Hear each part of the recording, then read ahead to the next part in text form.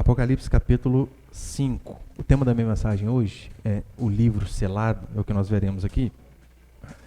Mas, antes de entrarmos propriamente aqui no capítulo 5, olha para cá um pouquinho, por favor.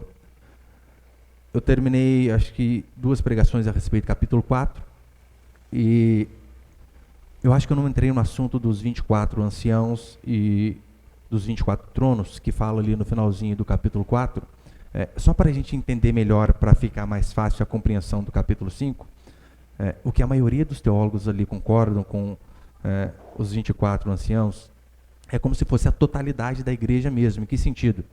Os 12 patriarcas do Antigo Testamento, juntamente com os 12 apóstolos do Novo. Então, uma representação simbólica da totalidade da igreja. E aqueles seres viventes que aparecem em Apocalipse capítulo 4, o que se concorda de forma maciça é que, de fato, são querubins, que é uma ordem maior do que anjo. Tanto é que Ezequiel capítulo 10, Ezequiel vai dar a mesma descrição que tem aqui em Apocalipse capítulo 4 também, né? Aparência de leão, boi, águia e de homem, tá bom? Só para ficar mais fácil da gente contextualizar. Em se tratando aqui do capítulo 5, nós precisamos também lembrar a questão do contexto, porque, é claro, você sabe, a Bíblia ela não foi dividida em capítulos e versículos, então isso aqui foi um livro todo, escrito de uma vez só. Essas frações de capítulo e versículo é apenas para nós acharmos melhor aquilo que nós queremos, porque senão ficaria muito mais difícil, com certeza. E eu falei na última quarta a respeito da forma como que Deus se apresenta ao povo. Diz a Escritura que ele se apresenta com trovões, fazendo uma alusão à lei. Quando Deus deu a lei para Moisés, ele deu a lei em meio a trovões, a relâmpagos do Monte Sinai, né? Foi um show à parte ali. E é o que nós vemos aqui em Apocalipse 4, e também vemos a questão que no trono de Deus há o arco-íris. Eu falei para os irmãos, o arco-íris remetendo ao dilúvio, e um símbolo clássico da misericórdia de Deus sobre o seu povo. Ou seja, Deus, mesmo tendo sido justo, quando ele matou todos os afogados, e quando eu digo que Deus foi justo quando matou todos os afogados, eu estou me referindo a todos mesmo. Velhos, meia-idade, jovens, crianças. Ou você acha que não morreu nenhuma criança no dilúvio? Você acha que ninguém tinha criança de colo na época do dilúvio? Claro que tinha. Pastor, mas que mal as crianças fizeram? Em Romanos, né, tem 110 pregações, se você quiser ouvir depois. A Escritura deixa claro que o ser humano ele não se torna pecador a partir do momento que ele comete o primeiro pecado. Ele se torna pecador a partir do momento que ele existe. Por conta do pecado de Adão, que diz a Escritura que todos pecaram. Então ali, o arco-íris de fato é esse símbolo da misericórdia e da graça de Deus sobre um povo pecador. E isso é conhecer a Deus. Você saber que sim, que Deus é um Deus justo, assim como ele deu a lei, e Deus também é o Deus de graça. É de suma importância nós termos esse entendimento do Senhor, porque se nós temos uma noção errada do que é Deus, o nosso comportamento e a nossa vida, ela vai andar no prumo errado. Como que você sabe que uma parede está torta? É porque você tem um padrão, você sabe o que é reto. Então, com base no que você já viu, o que é reto, você pode dizer, olha, isso aqui está meio torto, por conta deste motivo. E o que a Escritura diz para mim e para você é que o prumo, aquilo que afere a retidão da humanidade, é a palavra de Deus. Então, é daqui que nós devemos extrair todos os princípios necessários para que vivamos uma vida enquanto estivermos aqui na terra. Da Escritura deve interferir em tudo. Ela deve fazer parte de toda a nossa vida. Porque toda vez que um homem tentou ditar as regras, o que nós vemos é que não houve regra alguma. Que é um exemplo claro disso? Pedagogia do oprimido Paulo Freire. Paulo Freire, ele trouxe a máxima de que não há saber mais nem saber menos. O que há são saberes diferentes. Isso é uma idiotice.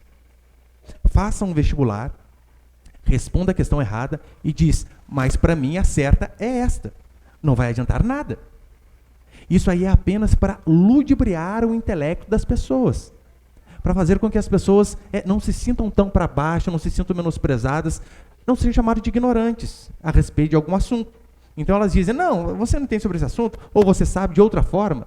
Não tem problema, é apenas saber diferente. Não, há certo e errado, ponto, é assim que funciona. Não existe meio termo, ou você está certo ou você está errado. Essa questão de sua verdade e minha verdade, quando os homens começaram a colocar esse pensamento na sociedade, a sociedade tem a cada dia mais se tornado uma desgraça. E Deus, ele é claro. A Escritura, ela tem valores absolutos, aos quais não tem como eu, por conta de uma amizade que eu tenho com o Robson, com o Cauã, com o Vinícius, eu falar, olha, a Bíblia diz tal coisa, mas no seu caso aqui, vamos dar um jeitinho brasileiro. Não. Na Bíblia há verdades absolutas, e é com base nessas verdades que nós devemos nortear a nossa vida, que nós devemos nortear o nosso casamento, a criação dos nossos filhos, o nosso comportamento diante da sociedade. Valores absolutos que a Escritura nos ordena. Mas, infelizmente, dentro de muitas igrejas, nós vemos que há pessoas que elas não se comportam de acordo com a verdade absoluta de Deus. Isso em todas as áreas. Ela consegue ser cristã, às vezes, na reunião. Daí no culto vem com uma roupa decente, nada sensual. No culto não fala besteira, usa até o evangeliquez para falar, né? Oh, paz, glória a Deus, aleluias. Mas apenas enquanto está aqui. Fora é outra pessoa. E a Escritura diz que toda a verdade de Deus é que deve nortear a minha e a sua vida. A forma como falamos, como nos vestimos, como educamos nossos filhos. Deus diz, é assim que eu e você devemos fazer. E Apocalipse, você vai ver, está mostrando que, de fato, Deus é justo e o que nós devemos fazer é seguir a sua justiça. Porque assim viveremos uma vida mansa e tranquila, ainda que tenhamos tribulações, por mais que pareça contraditório. Mas vamos lá, Apocalipse capítulo 5, você pode acompanhar comigo? A gente vai ler aí o capítulo todo, é bem curtinho. Apocalipse capítulo 5, verso 1, diz assim. Talvez aí esteja um subtítulo na sua Bíblia, algo mais ou menos parecido com o livro selado, com 7 selos. Apocalipse capítulo 5, verso 1. No lado direito de quem estava sentado no trono, vi um livro escrito por dentro e por fora, bem selado com 7 selos. Vi também um anjo forte clamando em alta voz, quem é digno de abrir e de romper os selos? Mas no céu não havia ninguém, nem na terra, nem debaixo da terra, que pudesse abrir o livro ou olhar para ele. Aqui João falando, eu chorava muito, pois ninguém fora achado digno de abrir o livro nem de olhar para ele. Então um dos anciãos me disse, não chores, pois o leão da tribo de Judá, a raiz de Davi, venceu para abrir o livro e romper os 7 selos. Nisso, vi em pé, entre o trono e os 4 seres viventes, no meio dos anciãos, um cordeiro que parecia estar morto e tinha 7 chifres, 7 olhos, que são os 7 espíritos de Deus enviados por toda a terra. Verso 7. Ele veio e pegou o livro da mão direita de quem estava assentado no trono. Logo que pegou o livro, os 4 seres viventes e os 4 anciãos prostraram-se, e os 24 anciãos prostraram-se diante do cordeiro, tendo cada um deles uma harpa e taças de ouro cheias de incenso, que são as orações dos santos. E cantavam um cântico novo, dizendo, tu és digno de tomar o livro e de abrir os selos, porque foste morto, e com o teu sangue compraste para Deus homens de toda tribo, língua e nação.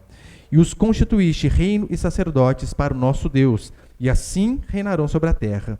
Então olhei também e ouvi a voz de muitos anjos ao redor do trono e dos seres viventes, e dos anciãos, cujo número era de milhares e milhões de milhões.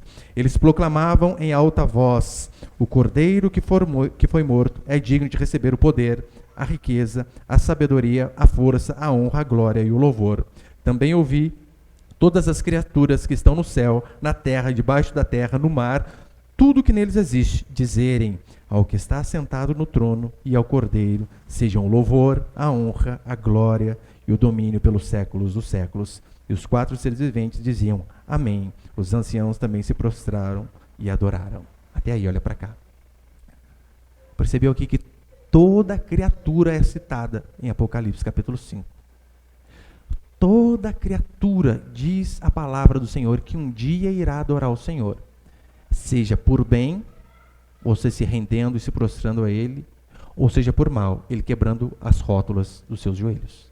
Mas uma coisa é certa, toda criatura vai se prostrar diante do Senhor. Então, o que nós vemos aqui é um livro selado. João, tomado por tristeza, ele olha e não vê ninguém que ele poderia dizer, esse aqui é uma boa pessoa. Você consegue ver que fora de Jesus Cristo não há ninguém que seja bom o suficiente para estar diante de Deus? Ninguém. É por este motivo que quando nós oramos, nós não oramos, Senhor, puxa, eu fiz tanta coisa boa esse ano. Eu comecei a ajudar mais os meus pais, ajudei as pessoas na rua, dei esmola, cesta básica. Não. Por que nós oramos em nome do Senhor? É porque nós reconhecemos que as nossas bondades, elas não são suficientes para que nós venhamos nos achegar a Deus. Então, do capítulo 5 em diante, veremos os selos, o juízo de Deus, o julgamento de Deus sobre toda a humanidade. E aqui, como eu disse lá nas primeiras pregações, João estava profetizando o que iria acontecer com a igreja, ali próximo do seu tempo, com o que acontece com a igreja hoje e o que acontecerá também nos últimos dias, porque desde a vinda de Jesus Cristo até a sua volta, este período é chamado de últimos dias. Então, tudo que está escrito aqui tem a ver com a igreja do passado, conosco e também com o que vai acontecer no final.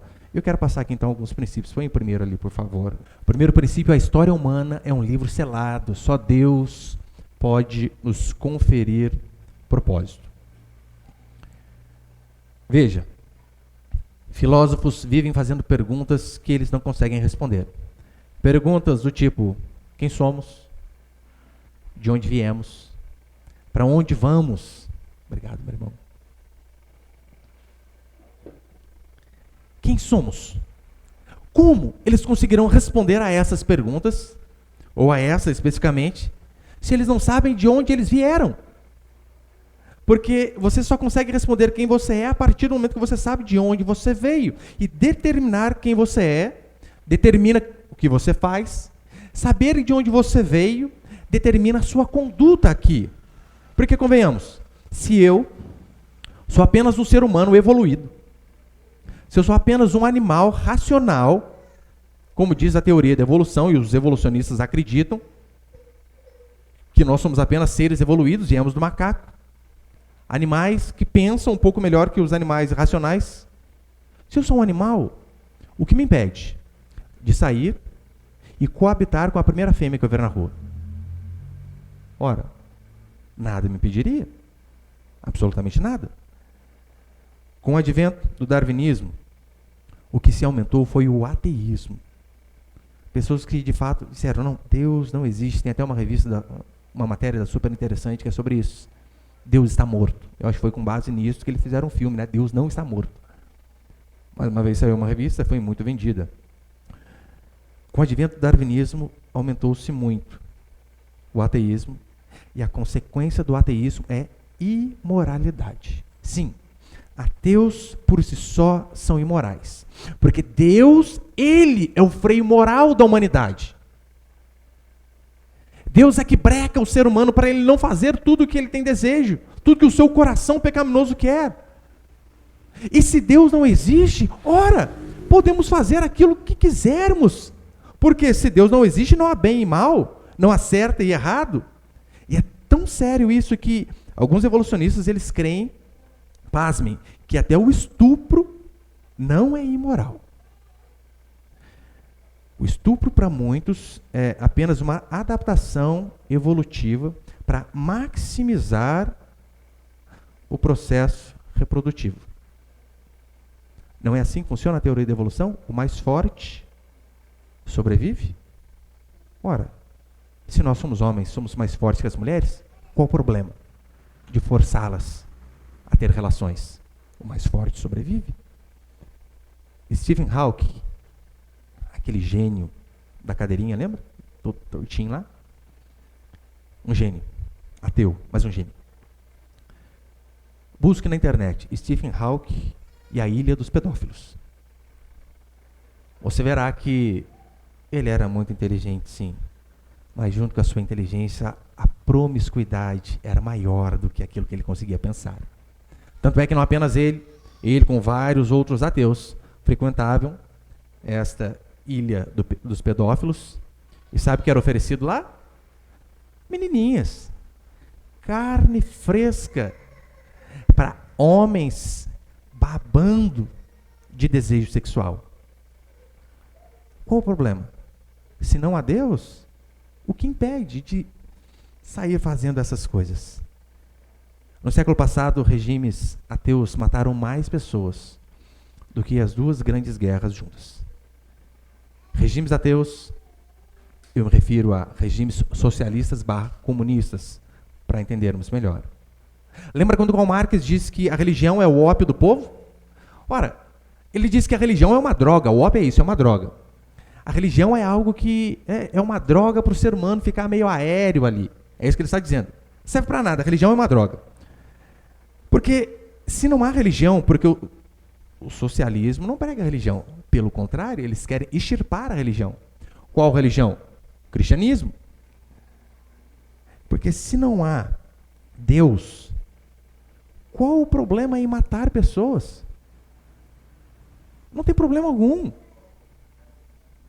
Se para o comunismo não existe Deus, que diferença faz eu matar um boi para me alimentar da sua carne, fazer um churrasco, ou eu matar aquele cara que está concorrendo à vaga de trabalho comigo? Não tem problema. Pode matar à vontade. Eu sei que você pode dizer assim, pastor, mas calma aí, a Inquisição, vinda da igreja, por mais que não seja nossa, a Inquisição, ela não matou muita gente? Sim. Os muçulmanos não mataram muita gente? Também. Mas ninguém, absolutamente ninguém, matou mais pessoas do que esses regimes ateus. Tem um livro chamado O Livro Negro do Comunismo, né? É um livro bem grosso, mas ele fala de toda a mortandade que o comunismo trouxe, não apenas com revólveres no paredão, não. Sua maioria, fome. Duvida? Vai viajar para a Argentina. Não estou falando nem para a Venezuela, para a Argentina. Você vai ver a miséria que está virando a terra do Papa. Para onde vamos? Essa é a pergunta que os ateus fazem. Para onde vamos? Tem um poeta chamado François Rabelais que ele diz assim: diante da morte, sua última frase, estou indo para um grande talvez. Assim são eles, não sabem para onde vão. No monólogo de Hamlet, escrito por Shakespeare, ele disse assim: este país, falando a respeito do pós-vida, este país desconhecido de cujos campos nenhum viajante retornou. Sim, para Hamlet, diante da morte, ele estava dizendo: a morte é uma viagem a um campo da qual ninguém nunca voltou de lá. Por isso que os ímpios são assim. Por isso que eles temem a morte.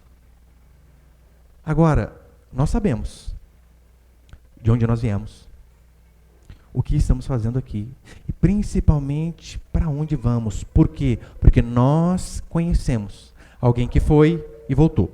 E Deus, então, aqui através do livro de Apocalipse, revela a João aquilo que vai conferir propósito para mim, para a sua vida, para que nós não venhamos a viver uma vida de angústia aqui na terra. Deus nos criou, viemos dele, e o que diz a Bíblia é que voltaremos para ele. Eu coloquei João capítulo 16 ali. O que o ímpio mais teme é a morte.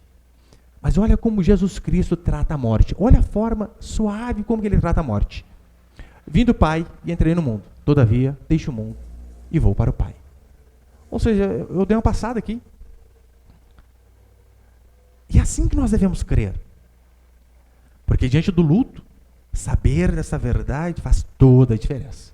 Absolutamente toda a diferença. Isso nos dá ânimo para enfrentar o dia a dia. Saber que aquilo que Deus fez por nós, que o seu sangue vertido na cruz, foi suficiente para pagar a nossa dívida e, de fato, nos comprar. Porque a Bíblia diz que nós éramos escravos do pecado. Então, Jesus Cristo, com o seu sangue, o que ele faz? Ele nos compra, não mediante dinheiro, não mediante moeda, mas mediante o seu próprio sangue. E isso nos dá certeza de que tudo aquilo que ele fez, tudo aquilo que ele disse, que se cumpriu, nos faz ter mais certeza ainda de que, a respeito do futuro, das revelações aqui que veremos de Apocalipse capítulo 5 em diante, também acontecerão. A revelação de quem nós somos, de onde viemos e para onde vamos, é a única coisa que pode conferir propósito para mim e para a sua vida. A única coisa. Segundo, nenhum homem pode revelar a história humana. Nenhum. Aqui, Deus revela a João o que iria acontecer com a igreja naquela época, em nossa e também na época futura. Agora, procure estudar e olhar como os homens tentam explicar a questão de futuro. Meu irmão, é de dar risada, de rir mesmo. Eles não conseguem explicar nada a respeito da vida humana aqui neste mundo. Não conseguem, estão perdidos. Olha, quantos nós já vimos dizer que antigamente se acreditava nos espíritos da floresta, por isso que não podia entrar. Esses homens aí que acreditavam em bizarrices, querem mostrar para mim e para você aquilo que é certo e errado a respeito do futuro, sendo que eles não sabem nada, absolutamente nada. O povo já acreditou no espírito da floresta. O padre Fernão Cardim, no século XVI, ele relata para a coroa portuguesa o que era o Brasil, o nosso Brasil aqui. Ele relata escrevendo o seguinte, põe ali, por favor. Tão terríveis quanto os boatos de índios canibais eram as descrições de animais misteriosos e, sobretudo, reais. Eles já tinham aquela máxima de que pisou naquele lugar, os índios te comem. Não é assim que a gente vê até nos desenhos, os canibais? A maioria estava tudo aqui no Brasil. Tão terríveis os boatos dos índios canibais eram as descrições de animais misteriosos e, sobretudo, reais. Lagartos maiores que o homem. Imagina, irmão. Lagartixa gigante. Peixes enormes com cara de boi. Cães de bico fino que comem formigas e às vezes atacam pessoas. Essa era a descrição do Brasil. Põe para frente ali, Miguel. Essa foi a descrição do jacaré, do peixe-boi e do tamanduá. Esses homens que não conseguem ver o óbvio querem nos ensinar a respeito do pós-morte. Acreditava-se que doenças se pegavam por conta do ar brasileiro. Tanto é que os colonos, os navegadores, eles tinham medo de quando passava aquele vento mais acalorado, que eles diziam que além de ser demônio, aquele demônio trazia doença. Haja visto que a palavra malária deriva de maus ares. Consegue ver? A doença, eles dizem, não, é o ar do Brasil. Esses homens, eles não conseguem ver o que estava diante de seu nariz. O que eles sabem para ensinar para nós a respeito de propósito existencial? De vida após a morte? Nada. E é claro, eu não me refiro apenas à nossa história. Olha para a história, eu sou ocidental. Olha para a nossa história ocidental, você vê os gregos que acreditavam em tudo que é tipo de Deus. Eles iam para a guerra, mas eles oravam para cada Deus individualmente, ofereciam sacrifício para cada Deus individual. Tanto é que Paulo, em Atos, ele chega e diz assim, de quem é este altar? Porque não tinha ninguém no altar. Como assim, é um Deus invisível? Aí os gregos respondem para ele, este altar é ao Deus desconhecido. Porque vai que a gente esquece de algum e ele fica bravo com a gente. Então a gente fez isso aqui. A gente ora para todos que conhecemos, depois a gente chega nesse. Se tem alguém que eu esqueci aí, Deus perdoa. Quem eram os gregos? O berço da filosofia e da sabedoria ocidental. E acreditavam nessas coisas? Olha para os santos católicos. Como, gente? Acreditar que um santo que na procissão você precisa carregar no braço, que quando você precisar ele vai te carregar. Fala, isso não é de rir? Jeremias, ele é sarcástico, ele diz, o lenhador vai ao bosque, corta a árvore, esculpe, faz um Deus, pendura e diz, tu me criaste, ó Deus. Ele acabou de fazer. E depois ele diz, foi você quem me criou. Pastor, mas agora mudou. Agora, a idade medieval passou, no que se crê agora? Pode ter passado a idade medieval, mas as crenças continuam sendo absurdas. Acredita-se agora que um peixe pode virar um pássaro. Isso chama-se evolução. Que o nosso ancestral comum é o chimpanzé. Como já disseram, se você disser que você transforma um peixe em um pássaro ou em um dinossauro, vão dizer, você é louco. Mas se você disser que você consegue transformar um peixe em um pássaro ou um dinossauro em milhões de anos, eles vão dizer, isso é ciência, evolução, você está certo. É ignorância, ignorância. E terceiro princípio, João chora, mas depois adora a Deus. No versículo 4 vai dizer assim: eu chorava muito, pois ninguém for achado digno de abrir o livro nem de olhar para ele. João, ele, diante daquela visão, ele não sabe quem ele é, está perdido. Ele olha, não vê ninguém que podia salvá-lo, não podia salvar ele e nem a humanidade. Por conta disso, ele se desespera e chora. Essa aqui é a angústia de todo ser humano sem Deus. Desespero. O que vai ser de mim? Portanto, se Deus não se revelar ao homem, o homem ele sempre vai viver uma vida de escuridão e incertezas, temendo tudo, principalmente o amanhã, que é uma das coisas mais depressivas do que você saber, ou melhor, do que você não saber para onde você vai depois da morte. É por isso que eu dou razão para os ímpios de viverem angustiados, mesmo cheio de dinheiro. O dinheiro aumenta e a angústia aumenta porque ele sabe, isso aqui é temporal, uma hora acaba. E como será depois daqui? Porque todos eles têm noção de que este mundo aqui, ele é passageiro e que existe algo depois deste mundo também. Então é isso que perturba a mente de muitos. O que será de mim amanhã? Imagine o seguinte, vamos colocar aí, talvez as coisas mais doloridas para a humanidade, que é o luto. Piorar um pouco mais, o luto de uma criança, de um adolescente. Alguns pesquisadores vão dizer que a maior dor do ser humano é a dor de enterrar um filho. Foge da lógica natural da vida. Eu falo para os meus filhos, o que eu espero é que vocês três me carreguem, porque o contrário deve ser angustiante. Angustiante. Imagina, um casal acaba de perder seu filho de 10 anos. Uma enfermidade, um acidente, sei lá. Eu tenho um tio, perdeu um filho de 16 anos. Deve ser muito dolorido. Muito. Para os evolucionistas, para os darwinistas, para os ateus, qual consolo nós podemos oferecer? Nenhum. Eles não acreditam que há uma vida depois desta vida.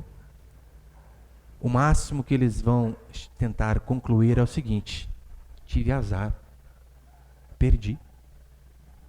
Ponto. As forças do universo convergiram para que meu filho fosse embora. Não há outra explicação. E essa dor ele vai levar por toda a vida. E não é sem motivo que muitos suicidam, que muitos ficam pior do que ainda eram.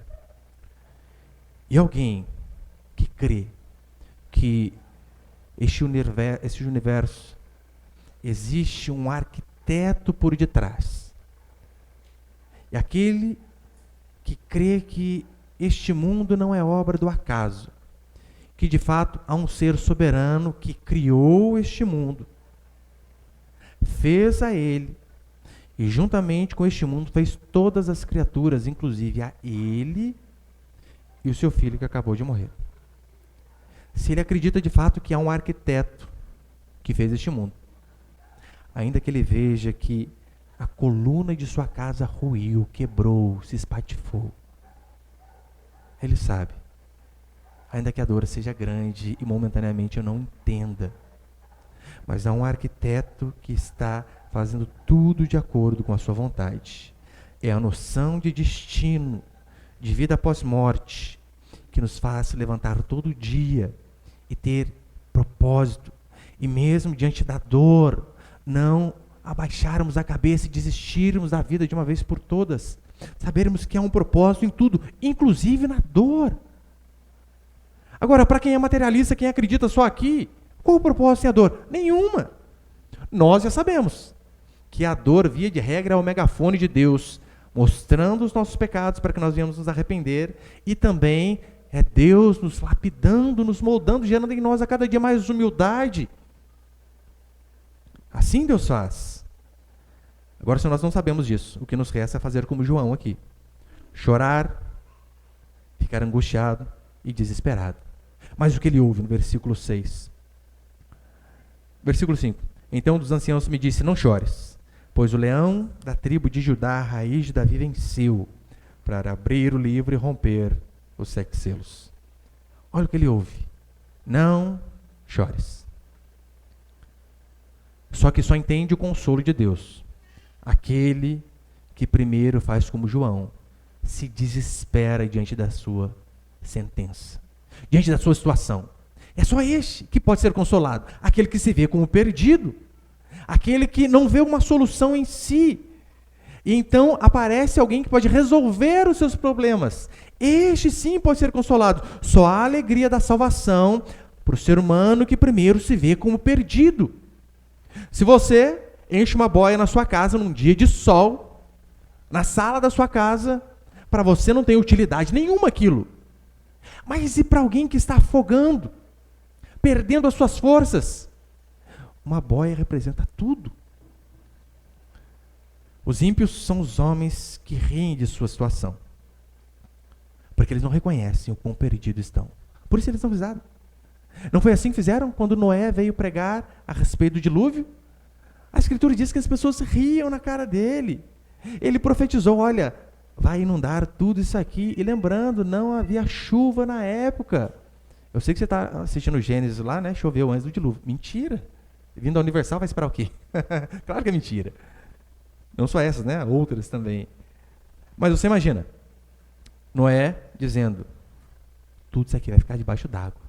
O pessoal deu risada. Tá de brincadeira, não é? Que água, gente? O que acredita-se a princípio é que antes a terra era regada por baixo. Eles preferiram casar, festejar, comer e beber. Pastor, isso é pecado? Claro que não. São coisas que Deus diz que é bênção. Casar, se dar em casamento, festejar. O problema é quando isto passa a ser o centro existencial da sua vida. Depois então de João chorar, nós vemos que ele adora ao Senhor, porque ele vê que de fato havia alguém que era digno. E para encerrar, a ideia de adoração, a qual nós vemos aqui na Escritura, não se refere apenas aqui a este momento de culto, ao qual você sai da sua casa, nós oramos juntos, nós cantamos juntos, ouvimos a pregação e oramos novamente no final. Não, a ideia de adoração aqui vai além de se ajoelhar em um culto a Deus como este. A ideia de adoração aqui é de uma vida que glorifique ao Senhor, de uma vida que adore a Deus. E este é o sentido de adoração.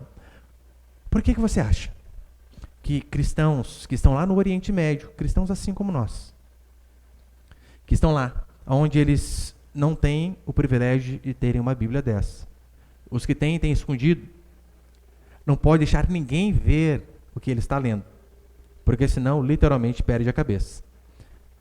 O que você acha que faz homens e mulheres, mesmo diante da morte, falarem, eu sou cristão, cristão é pequeno Cristo, e muitos morrerem por conta disso, a não ser o senso de que a minha vida é um culto de adoração a Deus. Se com a minha vida eu adoro a Deus, com a minha morte também eu posso adorá-lo. Portanto, continuarei sendo fiel. O que você acha que leva uma mãe a se dedicar à criação dos filhos? Perder beleza, que você sabe. Ai, gravidez é linda, depois fica horrível, horrível. Olha lá para você, fotos de mulheres depois do parto. É horrível. Ai, coisa linda. É nada, fake, dói. Mas o que leva? Mulheres se abdicarem de beleza, de noites de sono, trazerem um tanto de dor de cabeça. Filho é bênção? É, com certeza. Mas desde o momento que a mulher sabe que ela está grávida, a angústia toma conta da vida dela. Preocupações diárias a respeito disso. Mas se abdicam de status, dinheiro, porque ter filho é perder dinheiro. Filho é um gasto danado, ainda que você seja bem econômico. O que faz mulheres, mesmo assim, se dedicarem ao dever de ser mãe? Porque é isso, ser mãe é dever daquelas que têm filhos. Não, você não pode terceirizar a educação dos seus filhos. para o estado, para a creche, para a escola, para a titia, para a avó. Se você tem um filho, a Escritura diz que você tem um dever. O que leva mães a saberem de tudo isso e mesmo assim falarem, eu quero. A não ser que elas encontram o propósito de glorificar a Deus através da maternidade. É apenas isso que explica. Por que você acha que um pastor honesto se dispõe a sair do seu serviço, que às vezes ganhava muito mais do que ele ganha sendo pastor, se dedicar integralmente ao ministério, a batalhas terríveis, sem holofote, sem nada, onde quase que diariamente o seu alimento que ele recebe dos outros é xingamento, provocações, ameaças. O que faz um homem, mesmo assim, diante de tanta ingratidão que é o ministério, continuar fazendo aquilo que ele acha que é correto, a não ser que ele acredita que aquela foi a forma que o Senhor o escolheu para que ele glorificasse ao seu Senhor e Salvador. É o propósito que nos faz continuar. Porque você acha que um garoto, 16, 17, 18 anos, decide não dormir com uma moça bonita, nova, tudo firminho, e ele sabendo que a sua carne deseja aquilo com toda a força e grita por aquilo. O que faz um adolescente mesmo assim dizer, não, vou me guardar para o meu casamento, a não ser que ele acredite de todo o coração que uma vida santa glorifique a Deus? Só esse motivo. Qual motivo? Qual motivo nós temos para fazer com que um adolescente rejeite uma moça ou um rapaz? A não ser que através disso ele vai glorificar a Deus. Você vai oferecer o quê? Dinheiro? Não. A glória de Deus é o que faz isso. O que faz eu e você? Frequentarmos uma igreja local com irmãos falhos. Você sabia que essa pessoa que está ao seu lado aí pecadora? Você não sabia? Contando para você agora, hein? Irmãos falhos, como você, como eu, como todos nós. Mas o que faz? Você sair de sua casa e mesmo assim falar, eu preciso congregar, eu vou lá com aqueles irmãos, eu sei, tem aquele um lá que às vezes tem bafo, que vem dar paz pra gente, que eu quase dá paz assim, Pai do Senhor, sei, tem um com bafo, tem outro que não olha pra minha cara direito, tem outro lá que, nosso Deus do céu, o CC é terrível.